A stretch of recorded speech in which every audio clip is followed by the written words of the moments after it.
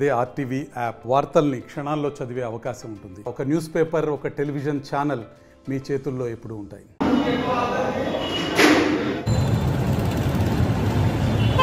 రాయలసీమ వాడు అన్న అభిమానంతో 49 మంది ఎమ్మెల్యేలను గెలిపించారు మన రాయలసీమ వాసుడు. కానీ దాన్ని ఆయన నిలబెట్టుకోలేకపోయాడు. మన రాయలసీమకి చాలా ద్రోహం చేశాడు.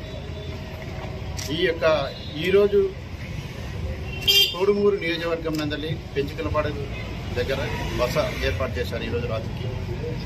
కానీ ఆయన ఈ కోడుమూరు నియోజకవర్గానికి ఏం చేశాడని చెప్పి ఆయన ఇక్కడికి వచ్చాడో తెలియజేయాలని చెప్పి మేము టీడీపీ కోడుమూరు ఎమ్మెల్యే అభ్యర్థిగా నేను డిమాండ్ చేస్తున్నాను. ఈ యొక్క వైఎస్ జగన్మోహన్ రెడ్డి గారు అడుగడుగున మోసం, దగ, కుట్ర ఇలాంటివే చేస్తున్నాడు.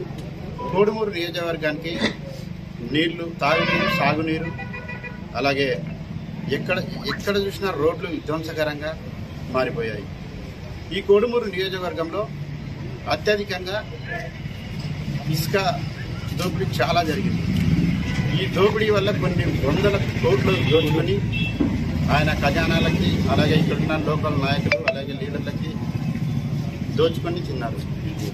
ఈ యొక్క వైఎస్ జగన్మోహన్ రెడ్డి గారికి ఎక్కడ చూసినా ఆయన చేసే అవినీతి అరాచకాలకి ఈ యొక్క లీడర్లు, అలాగే నాయకులు, అలాగే అధికారులు సహకరిస్తూ మన యొక్క రాష్ట్రాన్ని సర్వనాశనం చేశారు.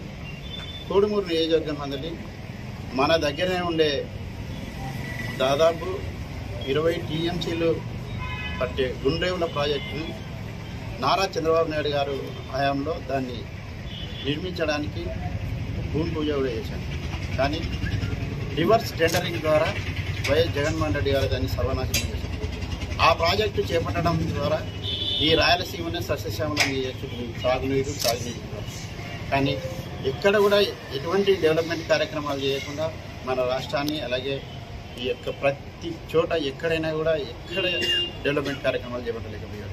మరిన్ని వీడియోస్ కోసం ఛానల్ ని సబ్స్క్రైబ్ చేయండి. లేటెస్ట్ అప్డేట్స్ కోసం వాట్సాప్ ఛానల్ ని ఫాలో చేయండి. అండ్ లింక్ డిస్క్రిప్షన్ లో ఉంది.